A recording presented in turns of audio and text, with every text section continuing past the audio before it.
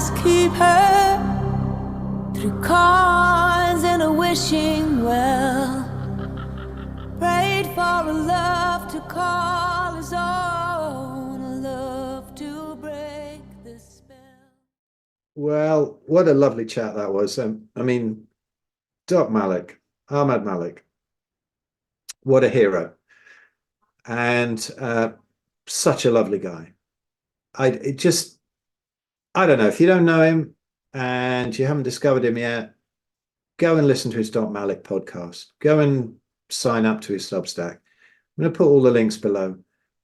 But more importantly, at this stage, because when I'm recording this, Friday, 5th of January, he's one of the other speakers at our War on Health conference on the 20th of January in the Peak District. If you haven't booked a place there, please come and book a place, because these beautiful people. I interviewed Rachel Brown, who is another one of the speakers, and I've got Sarah Pugh on in a couple of days, who is just wonderful. They're all wonderful, and Ben and I are speaking. Ben Hunt and I are speaking as well. But beautiful location in the Peak District. Come and hang out with Ahmad Malik. Give him a hug. The heroic way he's spoken out against all the absolute crimes that are going on at the moment, and how it's pretty much destroyed his career. But I think he'll come out the other side in this new world that will probably come after. It might get a bit worse, to start with. But check out the link below. And please, if you're watching this one, you can use the code MALIK, M-A-L-I-K, and you can get 30 quid off the full price of the day conference. But anyway, go have a look at the War on Health. No, sorry, just waronhealth.uk. The link will be below. Have a look, put in the code MALIK and get 30 quid off the price. But you just have a look at the speakers and see what's happening. And, a couple of carnivore meals, lots of hugs, amazing hanging out afterwards. It's going to be a beautiful event. So I hope to see loads of you there. But enjoy this chat, because Ahmad is just all heart, really, and he is what a doc should be. And having been ostracized by the medical establishment for basically following the Hippocratic oath of doing no harm, give him a ton of support and enjoy this chat. It was lovely. Right, welcome back to the Red Pill Buddhas podcast again, and in this episode, what the frack, it's Doc Malik. Oh, yeah. Welcome, Ahmad. Welcome. It's funny, I went on Podbean. I don't know why. I was looking up a future guest of mine, because he's got a podcast, and I typed in his name and it just came up Podbean, and I clicked it, and there's all these like reviews and comments about his podcast. And I was like, wonder if my podcast is on Podbean, because I don't upload it there directly. I don't do anything, but it's there. I don't know how. My podcast is there, but magically it's on Podbean. And I'm reading through the comments, and they're all very nice.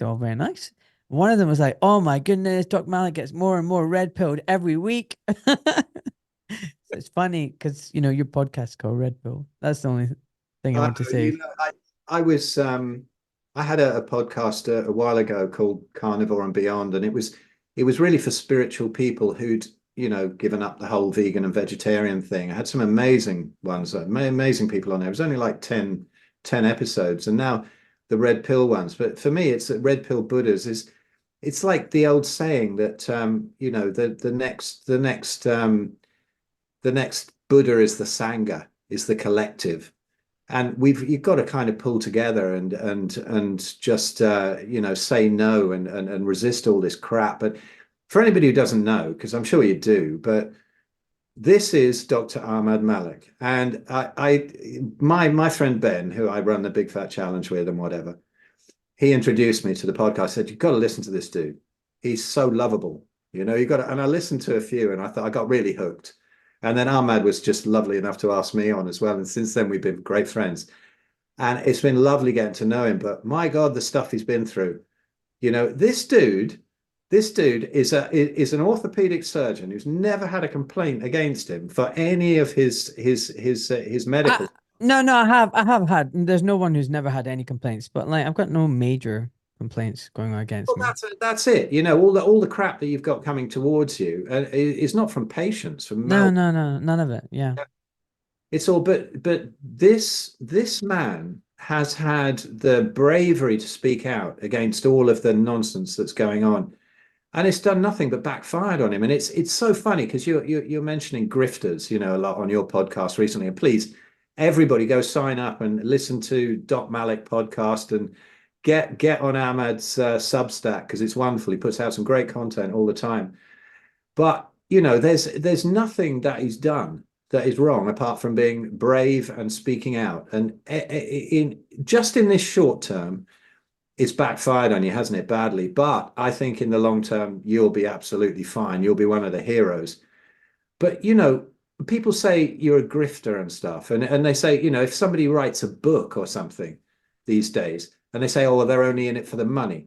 I mean, you know, you've had your income completely trashed. You've had your career trashed, and I'm full of admiration for you for speaking out. I love it even when docs come over to seeing all the crap about diet and whatever. But the how deep you've gone into it is fantastic. I mean, you said on one of your podcasts that you kind of woke up around the 9/11 thing about a lot of things. I'd woken up to the health and the medical system because, you know, I've been looking into that for like 40 years. So as soon as the COVID thing started and those buses came into Liverpool, you know, with the first people from Wuhan. And I thought for about 5 minutes, I thought, what the hell's coming up now? What the hell's coming up?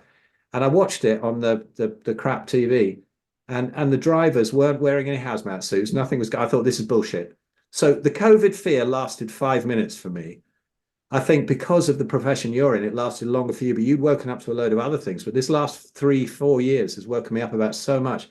So what was your process of waking up to all these different levels of it? Because I love seeing you discovering all these things on your podcast. It's fantastic. Thanks, man. Thank you so much, mate. It's just like, oh, dude, where do I start? I mean, first of all, can I ask something? Am I even still an orthopedic surgeon? Because I'm not practicing anymore. No, it's gone.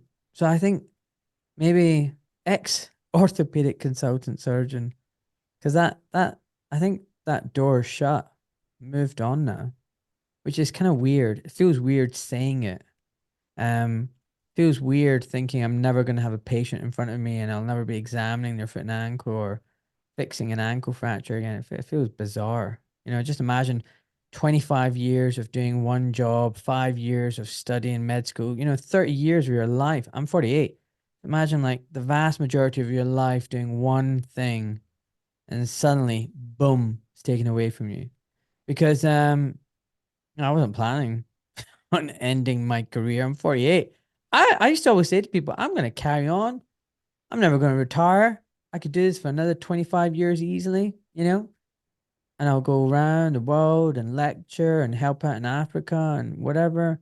But I didn't want to give up my job, but it's been taken away from me.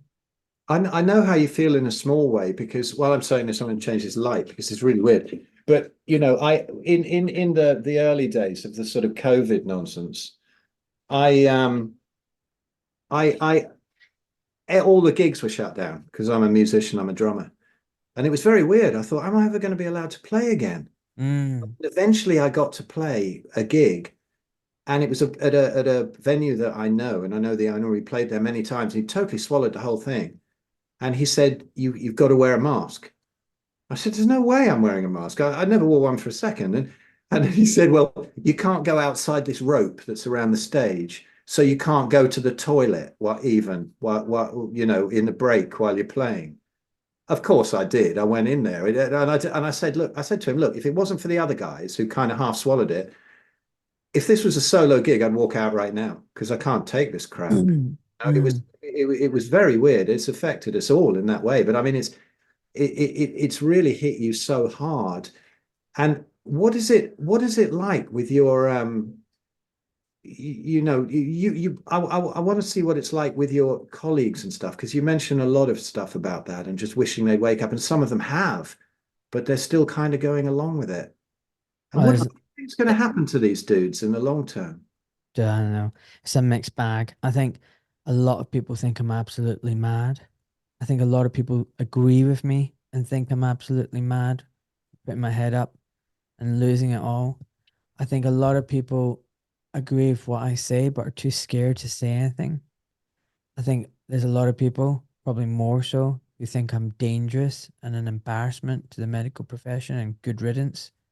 Um, so I think that's, the kind of thing. There's lots of different camps in which people fall into. But I've had lots of colleagues, privately say they support me, but wouldn't want to say anything publicly because apparently they've got too much to lose, i.e., mortgage and school fees and whatever. Apparently they're not in a position to lose it all, as if I am, like I won the lottery.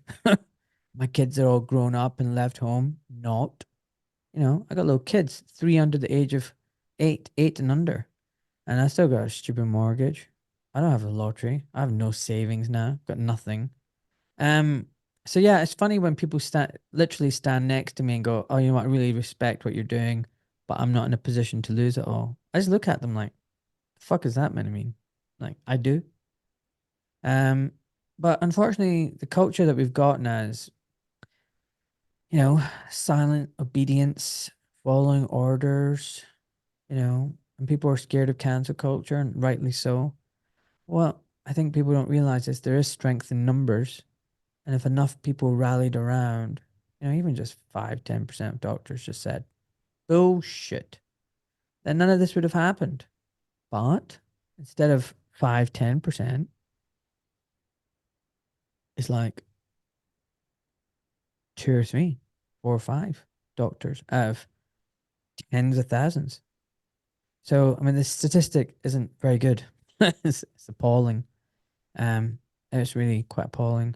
I mean, there's a fellow awake doctor who apparently had a real go at some so-called awake doctors in a private WhatsApp group. And I left that group months ago because I was like, what's the point of this? Like, what's the point of you guys saying you support us, but you're all quietly just sitting here in this little WhatsApp group? Why come out and say something? 130 of you, 130 people came out and said, this is all bullshit. That'd be massive. Nope, they don't want to do it. So I left the group. I was like, there's no point in me being here. But this other colleague of mine stayed in the group, and someone came back to me and went, oh my God, it all kicked off. He was like effing and blaying, you're all a bunch of losers and cowards. And I was like, well, he's right. He's right. In some respects, it's even worse if you know something's wrong and choose not to do anything. Totally. The people who blindly believe everything and are totally ignorant, stupid in their ignorance, can you really fault them?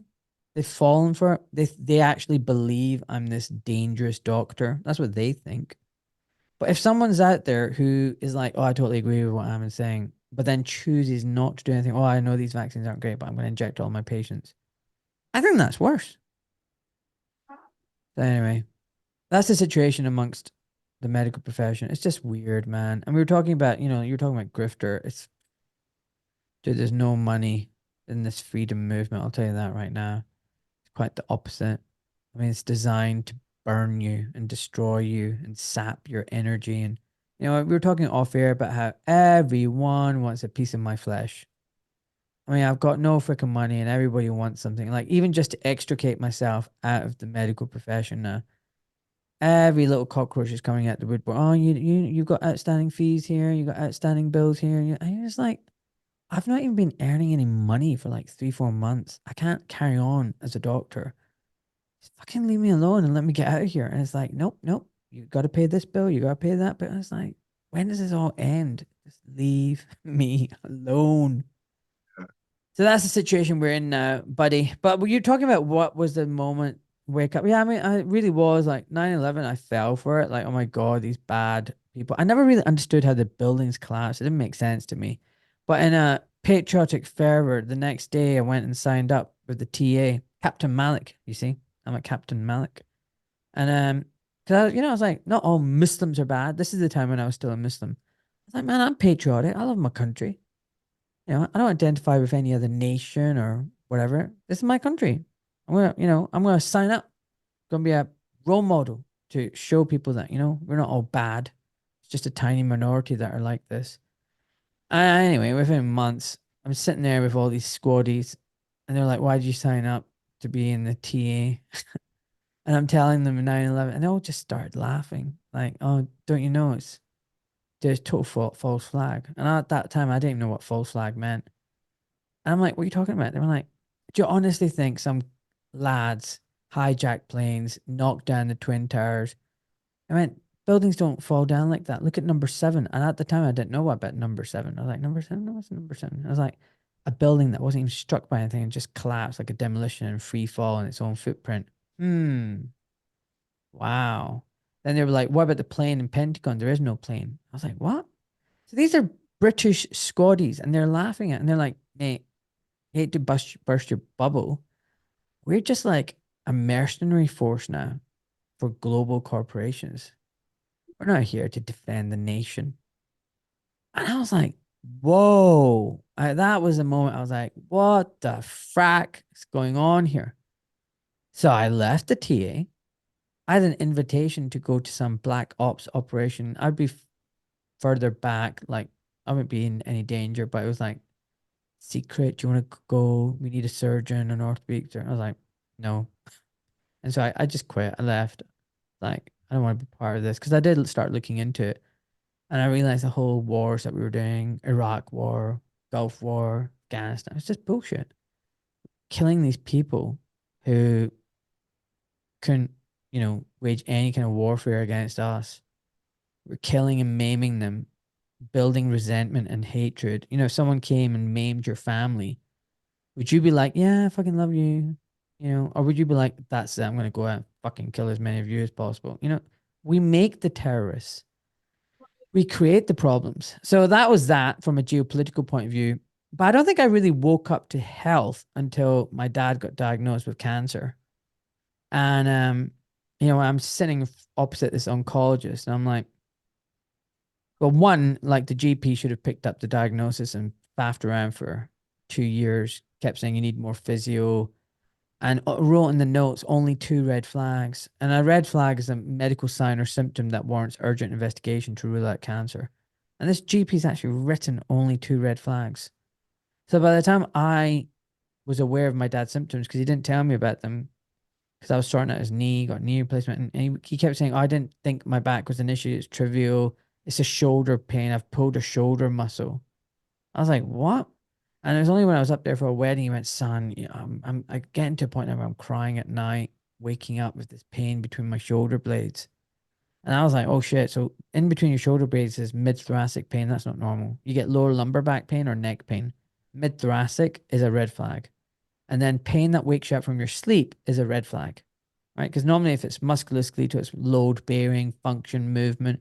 So if you're waking up from your sleep with pain, that's something serious. Something's gnawing away at the tissues. So when he told me this, I got goosebumps. Here, my back went, "Ooh, what's going on here? Fuck." So I got him straight up to A&E. I said, "You will not get discharged until they find out what's going on." He went, "I've been up twice before. They just told me to go home and take some paracetamol." I was like, "You've been up before?" He went, "Yeah, I told them all of this stuff." I mean, "You've told them exactly what you told me, and they just sent you home." "Yeah." The fuck? So this time I was like, "You will not send him home until you investigate him." Anyway, next day, pulling up at the car park, my dad's crying down the phone. Now, the last time I saw my dad cry was in the early 1980s when I was a kid, and his mum had died. So 30, 40 years have gone by. I haven't ever seen my dad cry, and now my dad's crying. I'm like, "Dude, Dad, what's wrong? What the fuck is wrong? I'm in the car park. Don't worry, I'll be there in a second." He went, "It's too late. It's too late, son." I mean, "What?" "Doctor should come in. He said I'm going to be dead soon. Like, cancer's everywhere." Like, fuck. And then the next day, we went to see an oncologist, and she's just inappropriate. I had my very young child at the time. I was like 2 years old. My kids are gorgeous. She's like, "Goo goo, and playing with my child." And I'm like, "The fuck? Like, this is serious. My dad's like just been diagnosed with cancer." And like, Can you tell us, is there anything we can do? No, I think you should look into hospices. Is there any kind of diet we can look at? She just laughed. She actually laughed when I said that. No, it's no. You didn't enjoy yourself now. Just eat where you like. I was like, what the fuck? And there's just no treatment, no nothing. Just nothing. Just get ready to die. Get your estate in order. Anyway, so I moved him down south and had some contacts, and he got radiotherapy, he had chemotherapy, and we squeezed out another 2 years. But in that period, still we weren't given any advice about diet or nutrients and all that supplements or fasting, none of that. And he died, and it was a horrible death, horrible, painful, traumatic. Seeing him die like that, you wouldn't let an animal die like that over 24 hours, gasping for your life and the death rattle. Awful.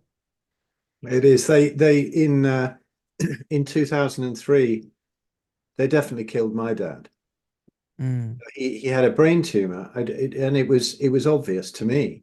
I didn't know anything like what I know now. mm, But he had he lost the sight out of one side of his vision. mm, There was nothing wrong with his eyes, and he went and mm, had sort of early cataracts fixed. That didn't sort it out. I think he only went over to Belgium to do that just to get away from my mum because they weren't getting on. And it was a lot of emotional issues with that. It was like he would sit that side of the sofa, he'd sit that side in the car, and his vision went. There's a lot of mm, emotional aspects to this, and he just wasn't getting on with it. Yeah. They'd moved up here, up north, to be nearer to me. And he'd lost all his friends, and all he did was hang out with her. And she was a difficult lady. And, mm. I ended up looking after her for 15 years and after he died. But he went into hospital, and I didn't realize what I thought, well, okay, this is a brain tumor. One day he had a horrific headache and whatever. Mm. Took him in. They wouldn't, oh no, it's viral. Gave him a load of drugs. Oh no, it's this, it's that. And I kept saying, just please scan him and tell me what's going on. It took them 3 weeks of him being in hospital before they actually scanned him. And by that time, they'd given him so many meds. His cognition had gone, everything Yeah, had gone. yeah.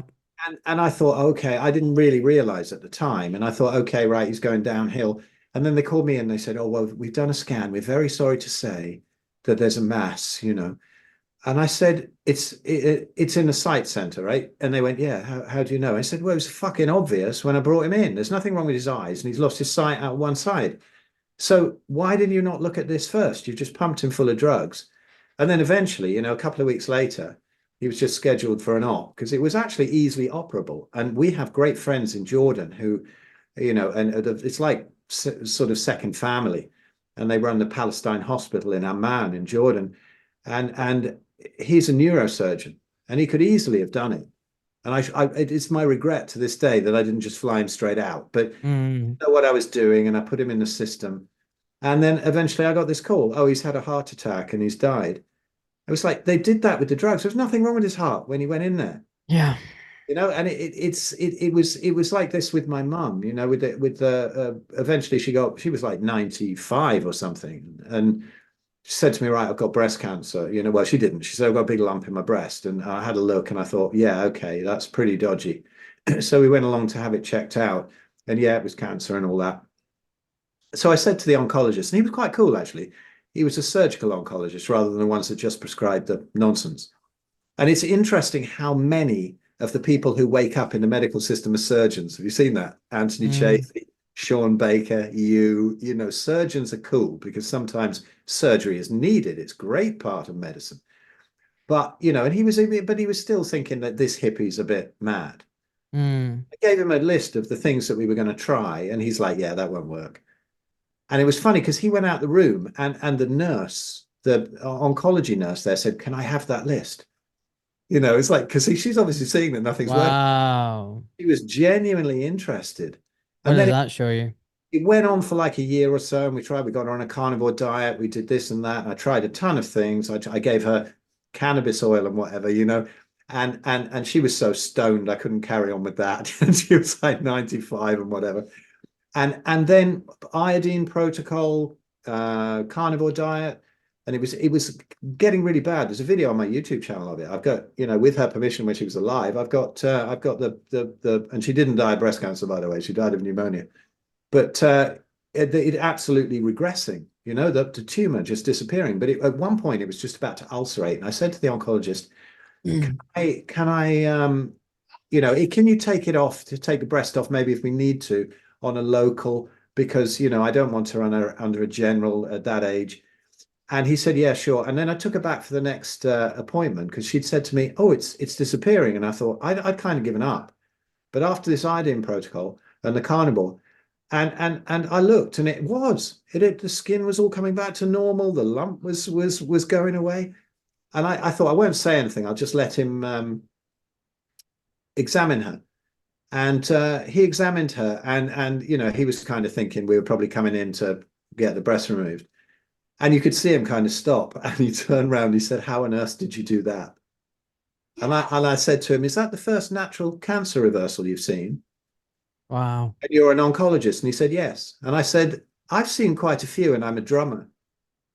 And it was my little bit of revenge, but I did love the guy. He was actually pretty cool, but he still thought I was a lunatic. He just put up with me nicely. But your branch of medicine is fantastic, but now you must have woken up to see all of the nonsense that's going on with the Yeah. So this is what I'm saying. So my dad's health made me question my health. And my dad actually said to me, like, you need to sort out your shit. You're overweight, you don't sleep, you've got diabetes, hypertension. He didn't know this, but I had very low testosterone as well. I had a blood test when I was 40 and everything was shit. Fatty liver, you name it. And so when he said, you take it from me, I'm a dying man, you can't live your life like this, that was my wake up call. So I and my wife went on this kind of like journey. We start off with intermittent fasting, prioritizing sleep. Then there was the exercise, there was the sunlight.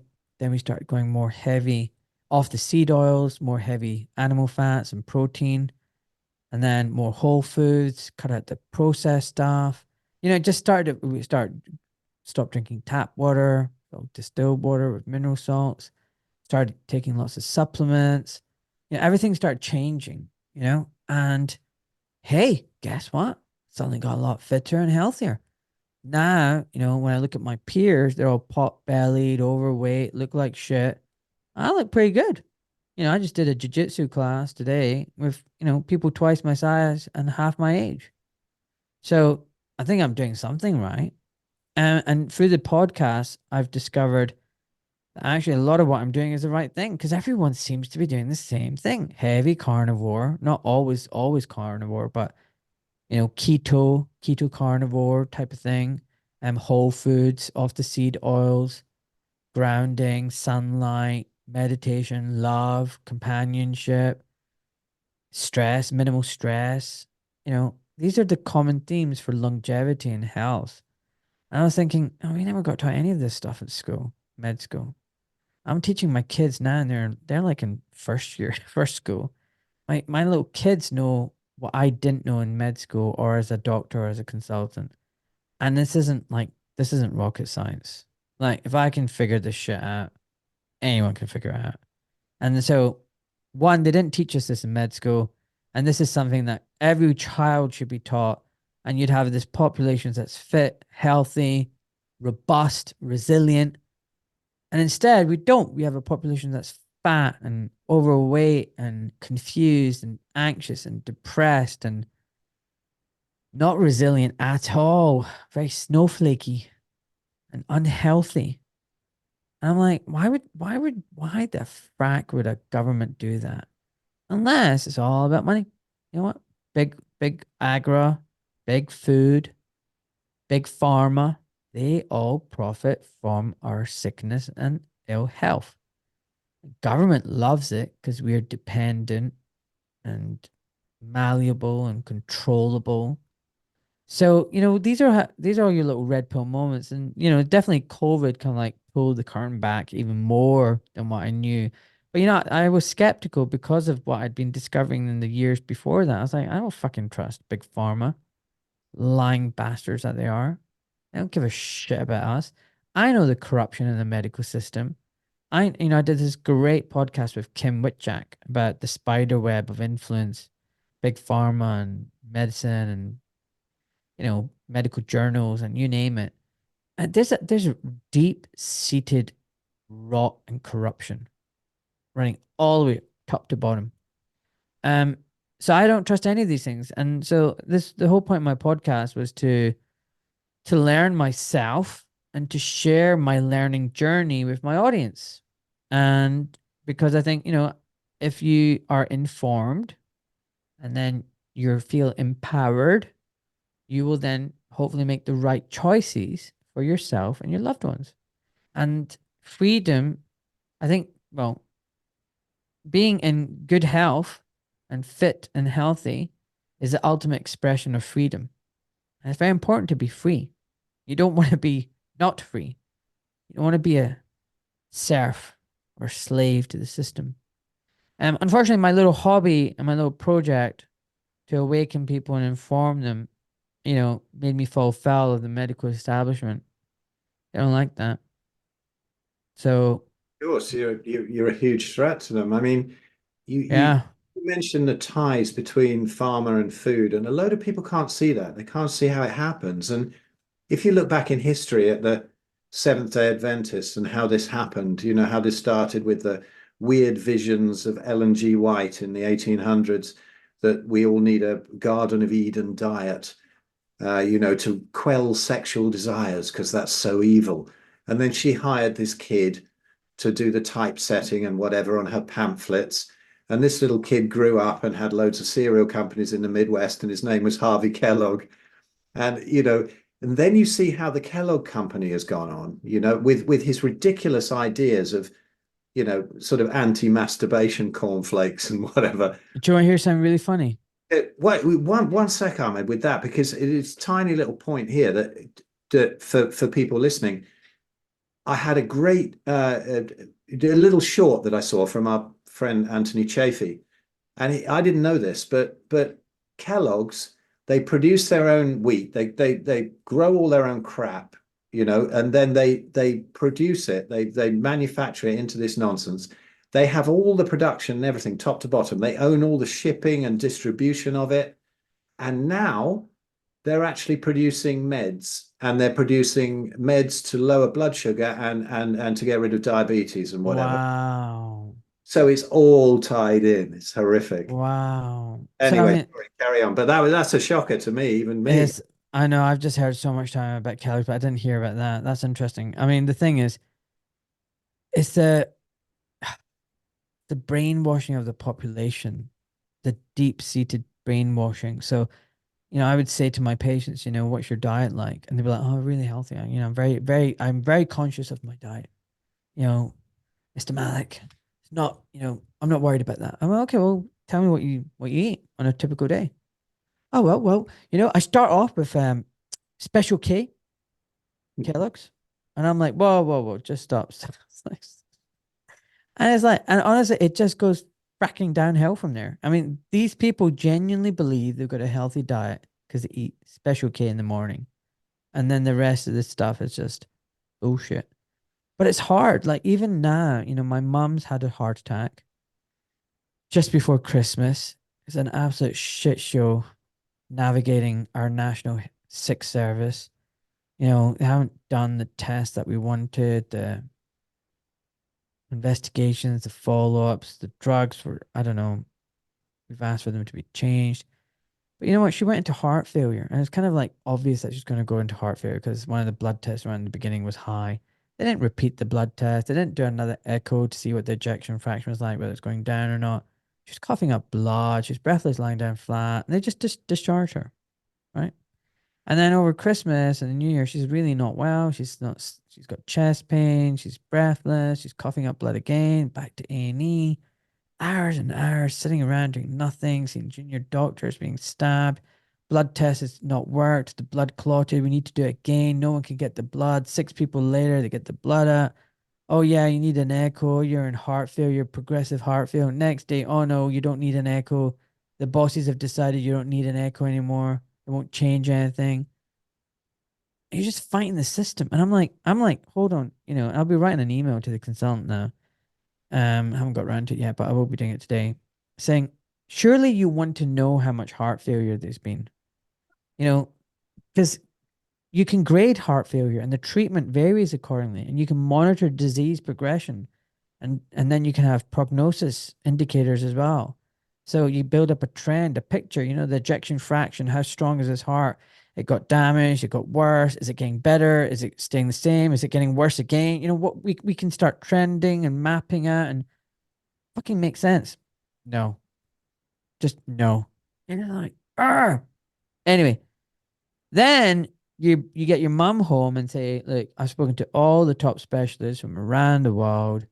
We need to get you on a keto diet at least. We need to get you on these supplements. You need to be off your statins. You need to be high fats. And what's my mum say? No, no, no. It's because I'm not taking the statins. I got the heart attack. If I don't take the statins, I'm going to get another heart attack. Then I'll die. You know, fats are bad for me. I've got fatty liver. I can't have fats. I'm like, yeah, but you never had fats. The reason you got fatty liver is you got insulin resistance. You eat all day, late into the night, you don't sleep, and you eat processed food and carbohydrates. You know, oh, but I hate red meat. I never eat red meat. I've never had red meat since I was a child. You know, okay, I'll have chicken. Okay, I'll have chicken. And that's it. And I'm like, Mom, please, you just need to trust me. Everything you've done to date hasn't worked. No, but my friend's son, my nephew, that consultant in America, he told me I need to make sure I take this and that. And everybody's indoctrinated. Everyone's indoctrinated. And so here I am trying to tell my mom to get on a keto diet. No, no, I need to be on bread. I want to eat bread. What's the point? I like eating bread. What if I can't eat? Do I just have to eat your food? Your food is so bland. And, blah, blah, blah. And I'm like, look at everyone in the family. Who's the healthiest? She goes quiet.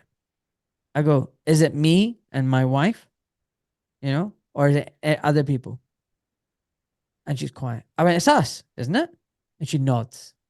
I went, so how's that working out for everyone else? Everyone else is doing exactly what you're saying, and look at them. And I'm telling you to go on a keto diet. I mean, preferably I would say carnivore, but look, let's just do a keto diet for you. And you're resisting it and saying, no, no, this is not going to be healthy for me and blah, blah, blah. It doesn't look, just look physically at us. I just doesn't get it. The programming is so deep. Oh, but I want to eat some fruit, like fruit sugar. It's like it's pure sugar. I want to have some bread. Yeah, that's carbohydrate. Just, can we not just do eggs and meat and stuff like that? And she's like, no. I'm like, you've just had a heart attack and heart failure. Like this could be what really turns your health around. No, other people are telling me the nurse, yesterday I had a cardiac physio and nurse, and she was telling me I need to stop eating fats and not eat red meat, and I need to have high dose statins. And you're like, all right, listen to that cardiac physio. Great. Well done.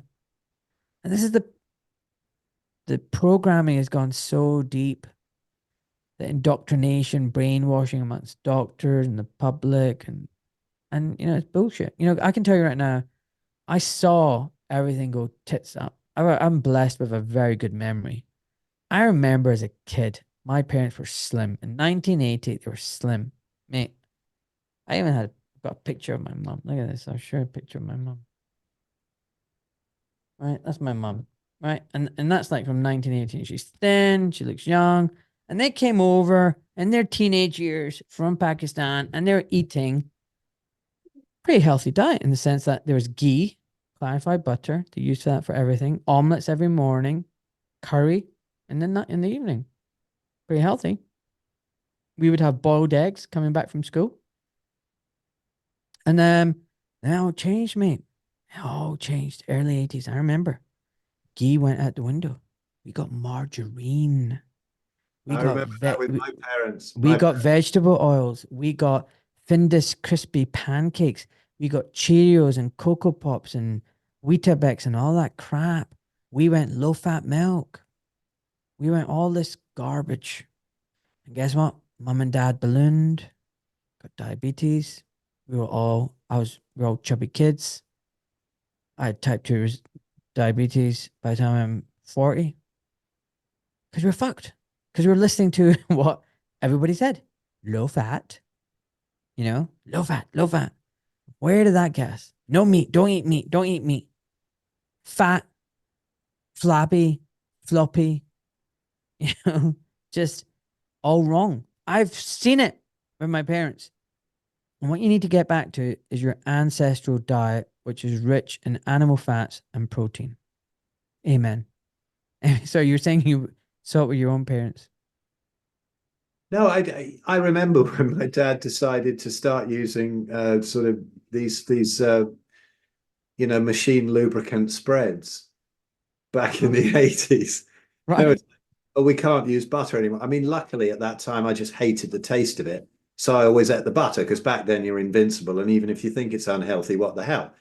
I remember a friend of mine saying, oh yeah, toast. That's the thing that butter, right? He was saying butter. Yeah. That's what you put toast underneath, because you have that much butter on it. And that's great. It was the most healthy bit of buttered toast, even though I have my suspicions about dairy these days. However, it's a hell of a lot better than margarine. I love have you seen the photos where they put it out? They put sort of a lump of margarine, a lump of butter, and the ants all come to the butter and they don't touch the margarine. They don't even regard it as food. Huge con, one of the worst things. And then all the whole deuterium thing of how that fills your cells with deuterium that you can't even get out, which you can get out from fruit. But anyway, let's not go down that rabbit hole. But yeah, it is totally heartbreaking what's going on. How do you how do you see this ending up? I mean, do you have hope that this is breaking through? Because there are so many doctors that are coming over to this, and when you look at the carnivore docs, there's some great memes out there, and here's carnivore docs and here's vegan docs, and they're a shambles. They really are. They've gone. They're emaciated. They're whatever. They're talking nonsense. And the carnivore docs are all kind of ripped and muscly and looking great. But do you think there's going to be some kind of a tipping point? Because I see it now. If you look in Facebook groups of like diabetes, I think it was Australia or something, Diabetes Australia or something I found a while ago. And they were saying, well, you've got to keep up your complex carbohydrates and you've got to whatever. And I looked at the comments and there was thousands of them. And they were all, are you fucking mad? Have you not realized that all you need to do is drop out the carbohydrates? I mean, everybody was doing it. I don't know whether they have AI or bots posting this shit now, but any human would look at that and go, hold on a minute, am I on the right side of history here? I don't know, but Can I ask you a favor? Can I share this screen? Can I draw on anything? yeah, absolutely. Let's see if I can. Right. Activate the screen, share screen business. I want to show you something. Yeah, I'm wondering how to do that. Where do I go? At the bottom of the tray, it says share screen, and you click it and you say allow multiple participants. It's not advanced. Share screen at the bottom. You've got a little tray. I've got that up and then I've got a window up, but it's just coming up with like share screen. Yeah, and it should say multiple participants. Participants can share simultaneously. Gotcha. Yeah, there you go. That's it. Yeah, go for it. All right, there we go. So whiteboard. Let's do a whiteboard.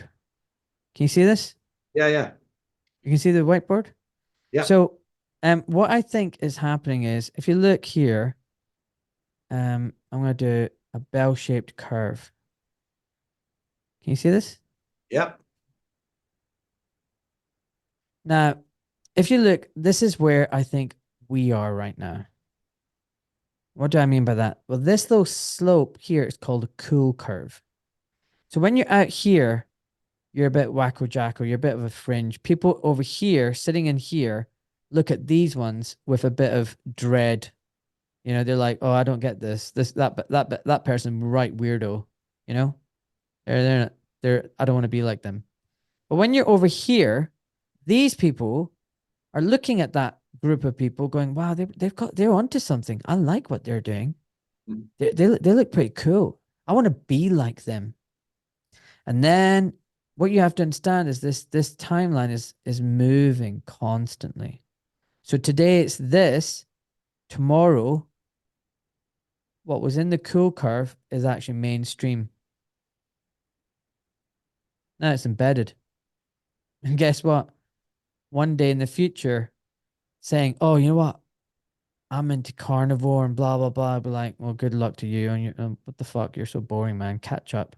Like, we've been doing this shit for ages.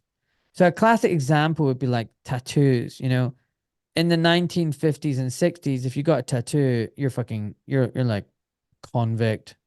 You're like, you know, a degenerate. You're some weirdo tattooed up. And then it kind of like late 80s, early 90s, it got pretty cool. People were like, ooh, look at those tattoos. Look a bit sexy. By the 2000s, every fucking dog, every man and woman and dog had a tattoo. Like, just fucking mainstream. Now, if you get a whole sleeve and I mean, you're just fucking sad, aren't you? I mean, like, you're a bit late to the party.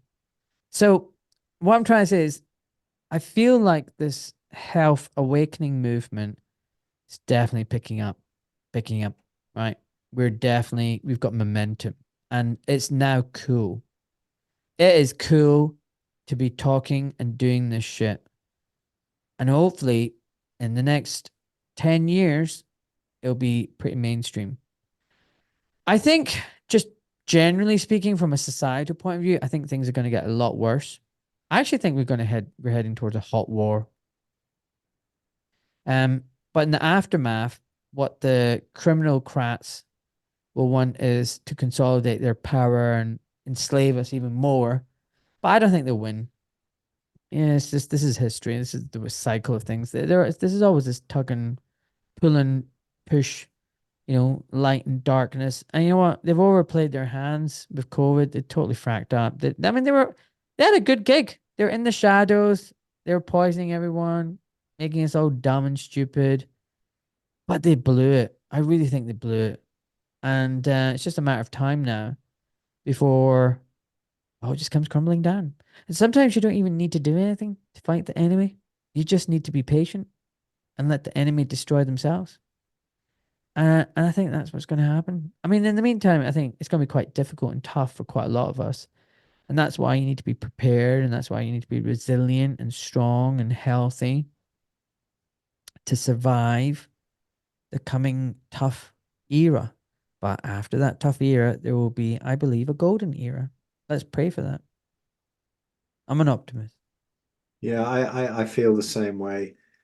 I think they definitely overplayed the hand. But it's funny.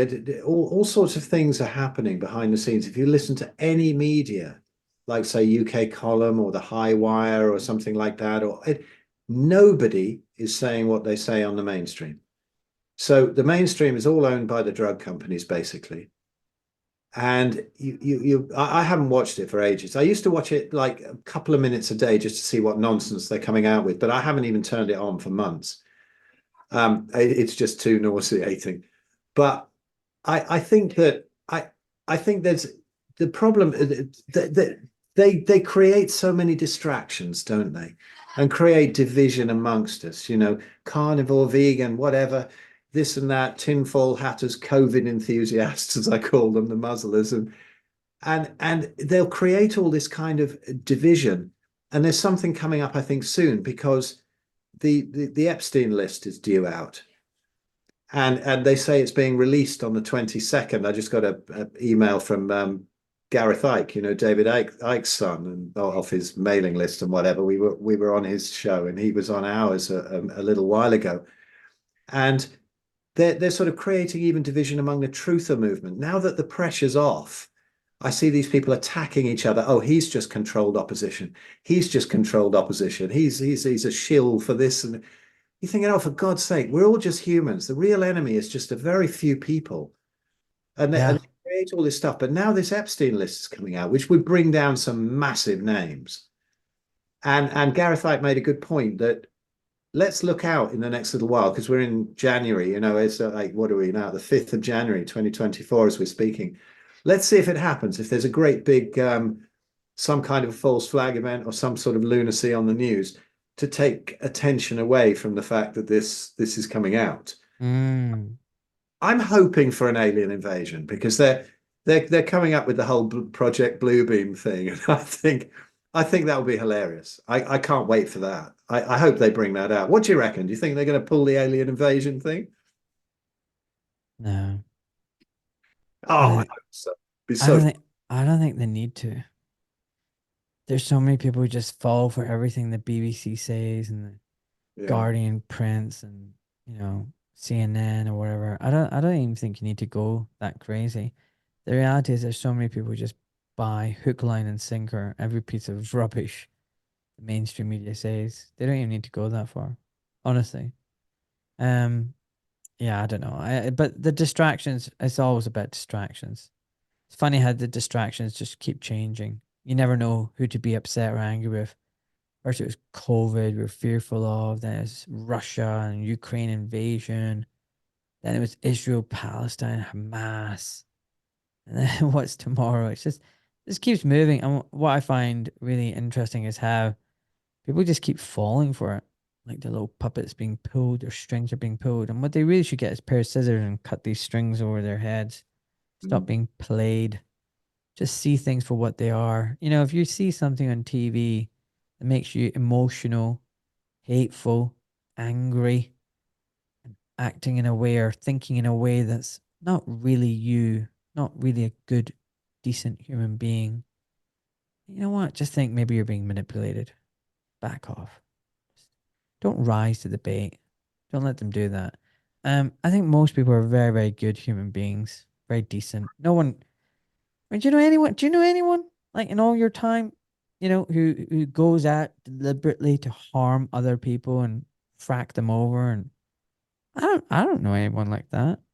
You know, I think most people are just good people. Most people now, though, in society, if they are unreasonable, it's because their life is so shit, so horrible, so meaningless, so painful, so stressful that, you know, they vent out and lash out at those around you. So you might be like collateral damage or whatever. But, you know, they've got their own root cause. And the reality is, I think society is unnecessarily, I mean, not society, life is unnecessarily difficult. You know, it should not be this difficult. There's enough resources, enough food, enough money for everyone. But the reality is, the very, very few parasites um, have an insatiable greed. And to maintain that greed and power, they know they need to keep us, right, you know, the boot on our neck, on our head. And instead of, you know, then us realizing that the real enemy is the person who's got the boot on our head, we're looking across to the other person who's got their boot on their head thinking it's their fault. It's not. They're just as much victims as us.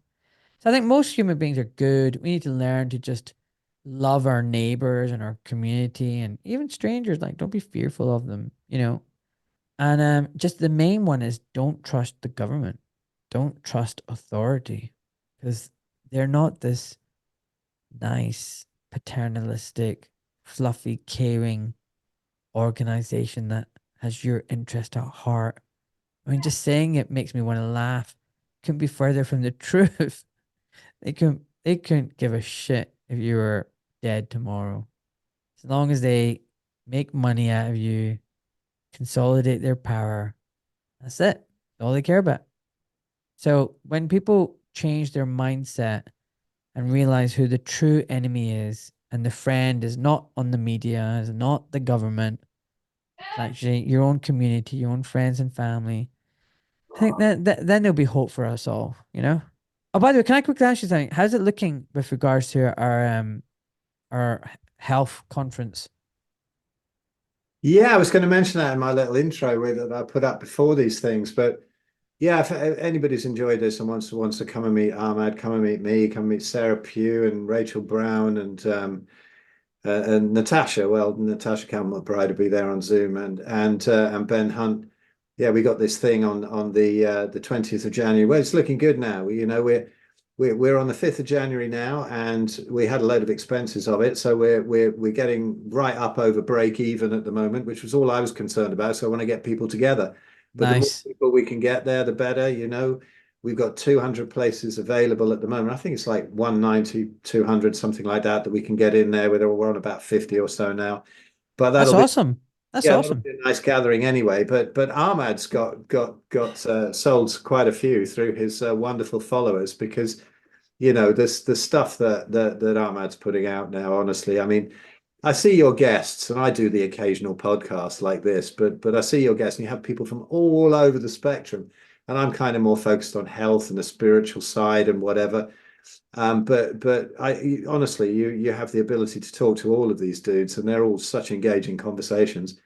But Thanks. I just can't wait to get you there. You know, we're going to have a load of hugs. We got this great event coming up, and I can't wait. It's brilliant. You know, I've had some hilarious emails from Sarah Pugh. She's got such a great sense of humor, and So she, who is Sarah Pugh? oh, Sarah Pugh is great. Sarah Pugh is the understandable version of Jack Cruz, Oh, but so much more as well. That isn't just. I mean, she can decipher all of Jack's stuff, you know, brilliantly. But she's got a great sense of humor, and she's absolutely wonderful. You'll really enjoy her, and she's got a hilarious sense of humor. well, I Uh, think I'll be giving lots of hugs at because I said to my followers, sign up and come along, and you get a great hug from me, big hug. ah, I you're think, you're pimping yourself out for hugs, are you? That's brilliant. yeah, because the thing is, look, I'm all about, you know, um, human contact, and I love humanity. I love people. We've all got interesting stories. Mm. All of us have got interesting. I mean, there's some weird, wacko people out there. It's like people I'd like to meet once and once only, but they're still interesting. There's some people I want to meet more than once, but everyone's interesting. And I get a lot of energy from my social interactions with people. I love meeting people. So I'm really looking forward to this event and meeting, you and all the other speakers, but also all the people who are signing up to come along to it, because they're all going to be good people. They're going to be our people, aren't they? I mean, can you just imagine? Listen, just imagine, you know, all the people who are awake listening to your podcast, my podcast, the love and light people, the ones that sign off like me, love and light, when they meet you, fuck the handshake, give me a hug, give me a hug, like, can you imagine the whole world was populated with people like that? How fracking good would that be? Just Yeah, imagine.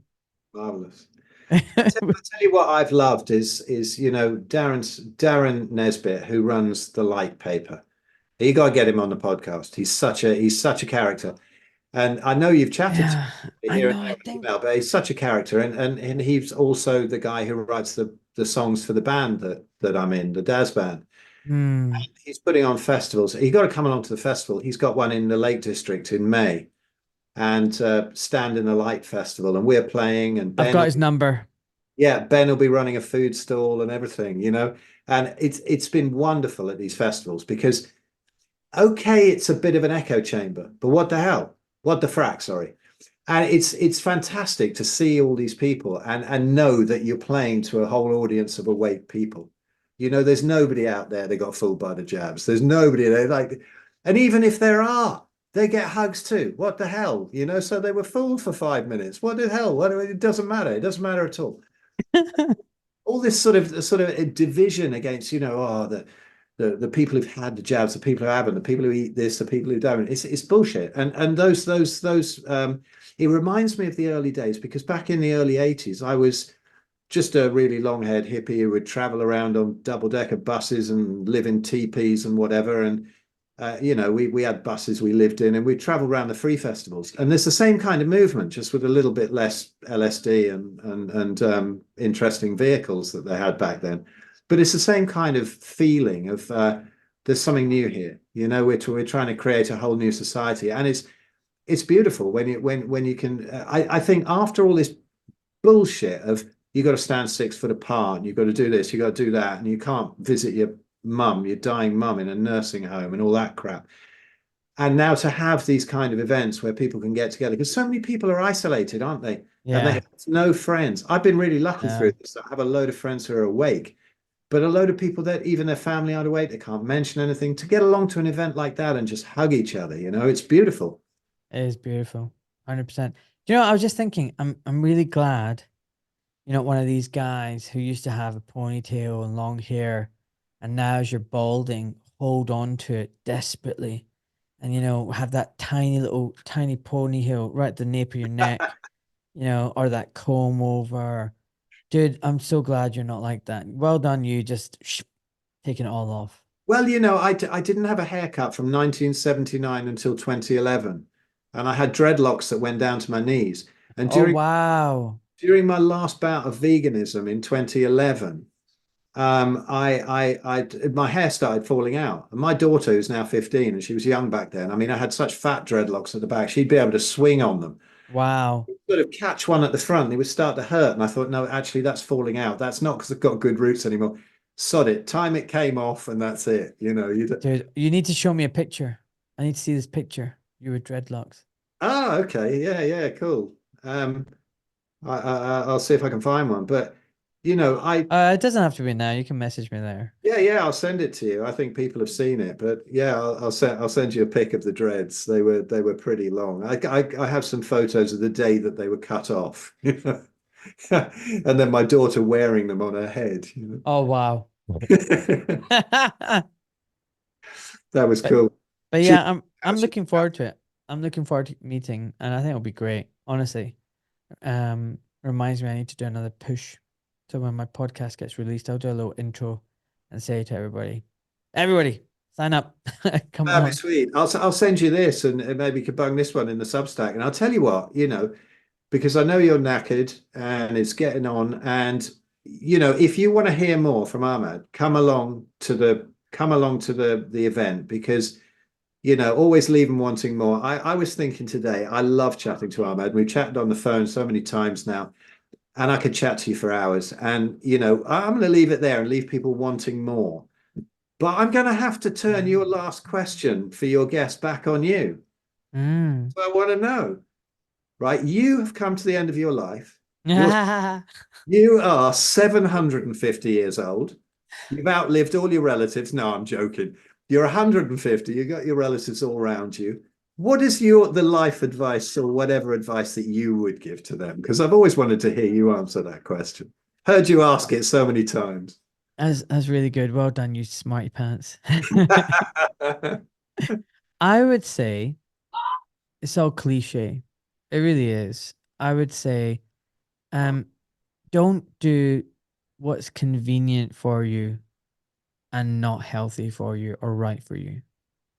Choose the inconvenient path if that's the case. If that's the only way that you can be healthy and free and doing the right thing, and you got a choice, take the inconvenient path. That's right. And don't be afraid to stand on your own. Just because everyone else is doing something else, the peer pressure, and it can feel lonely. Don't, again, stand tall and strong and do what you think is the right thing. And ultimately, be led by your gut, because it will never fail you. And if you think, oh, my gut instinct was wrong. No, no, no, no. You're just kidding yourself. You overrode it with your mind or your heart. You overrode it, because the gut instinct is never wrong. So no matter how much you want something, no matter how much you want to buy something, no matter how much you need the money or you fancy the hell out of some girl, if your gut instinct is saying, no, walk away. Do the right thing. That's what I would say. Is that all right? I'm going to have to give you an 11 out of 10 on that one, Ahmad. Had a bit of a lump in my throat in that one. Well done. Absolutely Thanks. brilliant. Yeah. Were you thinking about that girl? Huh? Were you thinking about that girl? I'm No. joking. Well, Yeah. brilliant. Ahmad Malik, you're a fracking hero. Thank you so much for coming on the podcast, man. Thank you so Mate, much. no worries. See No you worries, buddy. in person. All right. Bye, everybody. Bye-bye.